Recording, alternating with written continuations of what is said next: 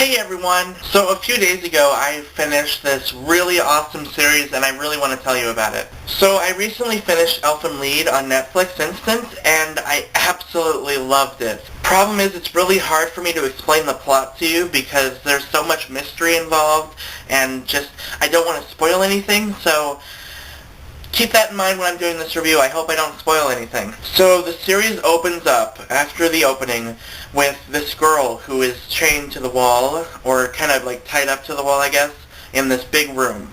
And you see this guy kind of panting and, looking horrified at this person. And then his head explodes.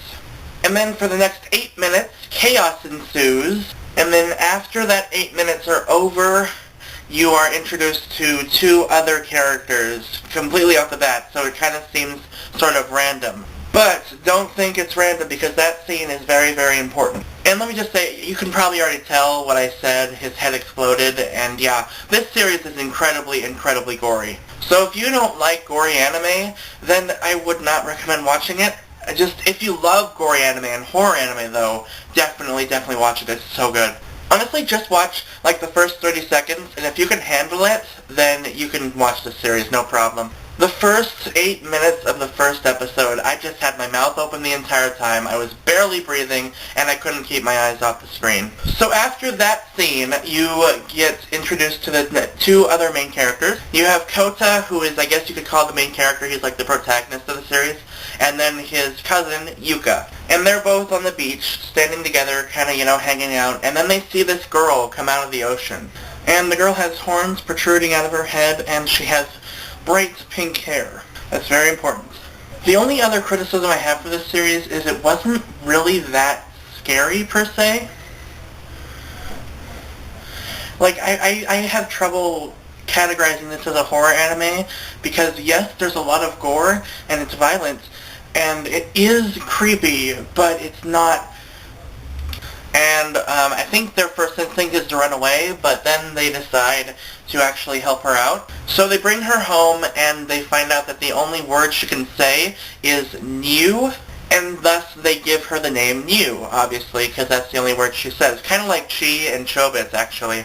And Mew is a very mysterious character. You'll learn more about her as you watch the series, and I'm not sure how much I want to tell you about her, but just know that she's a very, very, very interesting character. Mew is actually really, really cute in most of the series. She's so cute, and she's a lot like Chi. She is so much like Chi. But she's kind of a mix between Chi and, what do I want to say, Alleluia, maybe? I don't even know if that's a spoiler. I hope that's not a spoiler. But then a group of mercenaries come and try to kidnap her. I guess you could call them mercenaries. They're like army men, mercenaries, special ops, training, cops, whatever, what have you. And then the chaos ensues again. So this series it's just crazy, all around crazy, completely and utterly chaotic. But the reason I love this series so much is because it's filled with so much mystery. You cannot stop watching, and there's just a lot of great themes and messages in this whole series. And you know me, I love when they have those messages that teach you something. I love that in anime. If they don't have that, then I'm probably not going to put it on my favorites list.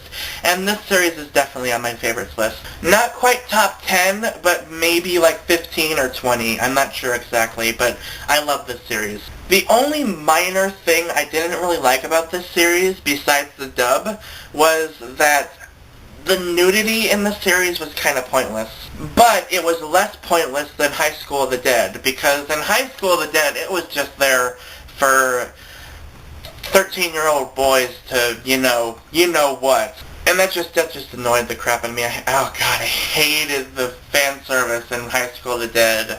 However, in this series, it makes more sense, a little bit. But it's still there, so it was still kind of annoying. I didn't really care for it, but you know me. And the mystery and the horror aspect really kind of made me ignore that part and just enjoy the series. But I guess I wouldn't really say I enjoyed it because it was really, really uncomfortable to watch a lot of the time. And there's one scene that I absolutely hate, and it just makes me want to just curl up in a ball and cry. But I won't talk about that because that's kind of a spoiler and it's horrible and Anyway, I still love this series. I love the messages. I love the story. I love the characters. Pretty much everything about this series, besides the fan service and the dub, even though the dub was pretty good. It was okay. It wasn't the best. But everything else was amazing. I love this series. You can watch it on Netflix Instant View. I will post the link below to where you can watch it. Hopefully, if you have Netflix, you can watch it because it's so, so good. Also, this series recently got re-released by, I forget who it was, Section 28 Films maybe, or Sentai Filmworks. I forget who it was. But there's a box set that you can buy on Right Stuff for like 26 bucks for the entire series.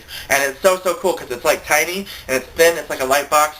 And I really, really want it. Because the old release of this series was like this big stack pack box set that sucks, so I don't want that. So yeah, links below to where you can watch and buy this series online. It is such a good series. So I hope you all enjoyed this review, and I will see you guys next time.